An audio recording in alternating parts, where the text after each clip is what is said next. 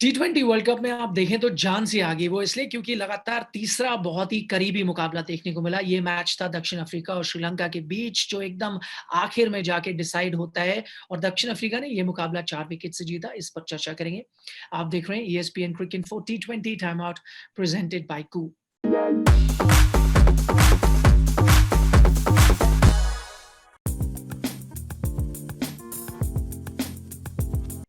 हमारे साथ कार्यक्रम में जुड़ते हैं अजीत अगरकर। अजीत, वो जो फिनिश था उस पर सबसे पहले चर्चा करते हैं।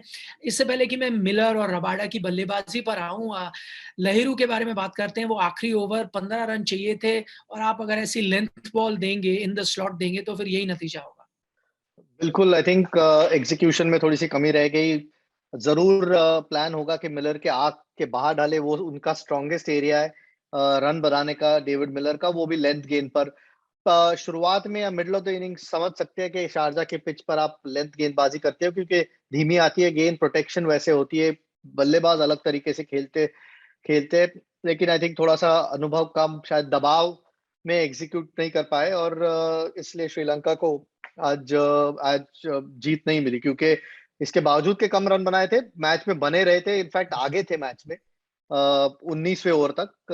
उसके बाद आई थिंक खास करके 20वें ओवर में एग्जीक्यूशन हो नहीं पाया और मिलर ने उसका बिल्कुल पूरा फायदा उठाया।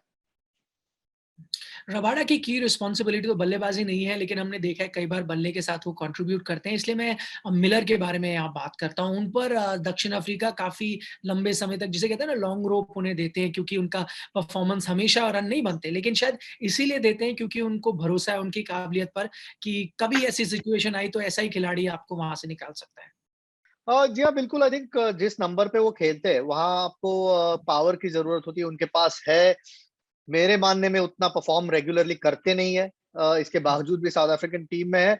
और आज इंजर्ड थे शायद। आई थिंक वो रबाडा का सिक्स भी उतना ही इंपॉर्टेंट था जितने ये दो सिक्सेस मिलर ने जो मारे, वो जो 19वें ओवर में था। लेकिन उनके पास काबिलियत है, हमने देखा है। आई डोंट थिंक जितनी काबिलियत है उतना उनका परफॉर्मेंस रहा है ओवर द इयर्स। लेकिन जब एक बल्लेबाज होता है क्रीज पर तो गेंदबाज भी दबाव में होता है, तो जब दबाव में होता है तो कभी कभी आपका एग्जीक्यूशन ठीक नहीं होता और उसका फायदा बिल्कुल उठाया क्योंकि मिलर पे भी दबाव था, तो दबाव में अच्छे शॉट लगाना आसान नहीं होता कभी। और इसीलिए एक बल्लेबाज का वहां होना जरूरी था साउथ अफ्रीका के लिए और एक बहुत इंपॉर्टेंट जीत मिली आज। हाँ, जैसे आपने पहले कहा कि लगभग आप देखें पूरा मैच श्रीलंका की टीम आगे ही थी। आखिर में ये दोनों बल्लेबाज ऐसी पारी खेल जाते हैं और वो आगे इसलिए थे क्योंकि यहाँ हसरंगा की जो हैट्रिक थी और मैं देख रहा हूँ जो तीनों बल्लेबाज भी आउट करे, बहुत ही अहम। माकरम को आउट करते हैं, बवुम्मा को आउट करते हैं, प्रिटोरियस भी खतरनाक हो सकते थे बल्ले के साथ। बिल्कुल हो सकते थे और हसरंगा ये परफॉर्मेंस उनका बहुत अच्छा रहा है, खास करके बीच में करते हैं तो बीच में जो भी गेंदबाज करता है और अगर आपको विकेट ले सकता है तो सामने वाली टीम हमेशा दबाव में होती है और रन भी उतने कंसीड नहीं करते। हैट्रिक तो ली लेकिन मैच बिल्कुल श्रीलंका के तरफ उन्होंने ला दिया था क्योंकि रन उतने बने नहीं थे। आई थिंक 10 या 15 रन कम बने थे जितने बनने चाहिए थे इस पिच पर, क्योंकि शारजा में इससे मुश्किल पिचेस हमने देखी है, आज उतनी शायद थी नहीं। तो एक अंडर पार स्कोर था श्रीलंका का और हसरंगा और बाकी गेंदबाजों के परफॉर्मेंस की वजह से ये 20वें ओवर तक आई थिंक मैच गया। तो पॉजिटिव है श्रीलंका के लिए, लेकिन अनफॉर्चुनेटली 2 पॉइंट नहीं है। बहुमा के लिए बहुत अहम पारी होगी ये 46 रनों की, क्योंकि हमने देखा था वार्म अप मैचेस में एक दो मैचेस में रन बनाए थे, लेकिन जब से सुपर 12 शुरू हुआ था ये एक वीक लिंक सा बनकर उभर रहा था। आज उन्होंने वो एंकर रोल निभाया। एंकर रोल जरूर निभाया, लेकिन 46 गेंदों में 46 रन बनाए। निशांका का हमने देखा फर्स्ट इनिंग में कि जब शुरुआत भी थोड़ी धीमी हुई थी, उनके पास एक अलग गियर था अग्रेसिव खेलने के लिए। बबूमा के पास शायद अगर जब 4 या 5 नंबर पे बल्लेबाजी करेंगे तो हर मैच अगर ऐसा खेलेंगे तो साउथ अफ्रीका को मुश्किल होगी, तो शायद अपना नंबर उनको देखना होगा, रन का थोड़ा सा आत्मविश्वास उनका बढ़ेगा। लेकिन क्योंकि स्लो एक पारी थी, शायद और रन रेट ऊपर जाते गया क्योंकि और फिर जब आउट हुए, सेट बैट्समैन आपका आउट होता है, नए बल्लेबाज को उतनी आसानी नहीं होती शारजा के पिच पर। इसके बावजूद कि ये बेहतर पिच थी, स्लो है तो थोड़ा समय लगता है। तो अगर आप सेट हो गए हो तो आपको मैच या तो खत्म करना है या तो बिल्कुल एंड तक आप का रहना वहां जरूरी है, और वो नहीं कर पाए।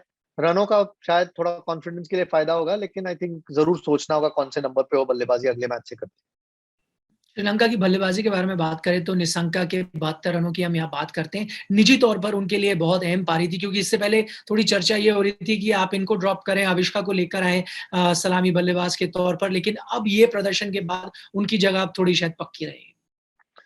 और होनी भी चाहिए, बहुत कमाल की पारी थी। आई थिंक श्रीलंका का एक थोड़ा-सा एक जो खराब चीज़ शायद रही है कि इतना टैलेंट होने के बावजूद उस बल्लेबाजी में एक साथ परफॉर्मेंसेस नहीं हो रही है।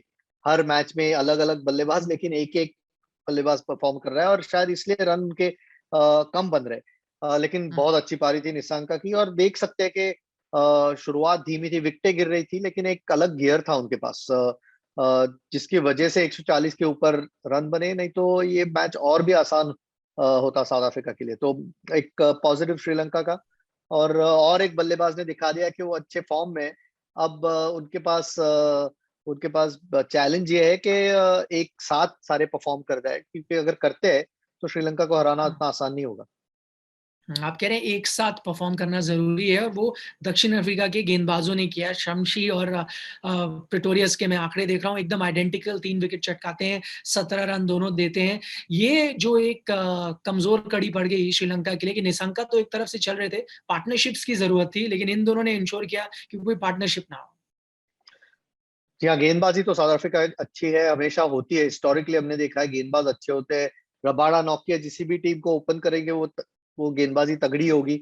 शमसी, महाराज कंट्रीब्यूट अच्छा कर रहे हैं। खास करके जो भी पहले भी बात की, जो मिडल ओवर्स में विकेट लेता है, वो हुँ, एंड में फिर आपकी गेंदबाजी पे दबाव कम आता है। प्रिटोरियस वो काम कर रहे हैं, उन्होंने अच्छा किया, लेकिन स्लॉपी बैटिंग थी आज श्रीलंका की। निराश होंगे जिस तरीके की बैटिंग थी, क्योंकि ऐसे नहीं था कि शारजा का पिच बहुत ज्यादा मुश्किल था इसके वजह से आउट हुए, लेकिन थोड़े से सॉफ्ट डिसमिसल्स थे उस इनिंग में शमसी के। अगर आप दोनों कॉटन बॉल्स देखे तो अच्छी गेंदबाजी थी, लेकिन कोई एक्सेप्शनल गेंदबाजी नहीं थी वहां। तो अगर आप हुँ। गेंदबाज का काम आसान करोगे, और यहाँ सब इंटरनेशनल टीम्स में सब वर्ल्ड क्लास गेंदबाज है या बहुत अच्छे गेंदबाज है, तो उसका वो फायदा जरूर उठाएंगे। तो निराश जरूर होंगे श्रीलंका अपनी बैटिंग से आज। अजीत, बहुत-बहुत शुक्रिया पूरी चर्चा के लिए। तो इस ग्रुप में जैसे हम देख रहे थे इंग्लैंड और ऑस्ट्रेलिया थोड़ी आगे भाग रही थी टीमें, लेकिन अब दक्षिण अफ्रीका ने इंश्योर किया है कि वो उनका जो चेज़ है वो छोड़ेंगे नहीं। अभी भी वो सेमीफाइनल की रेस में बने हुए हैं। आप देख रहे थे ESPN Cricinfo T20 time out presented by Koo.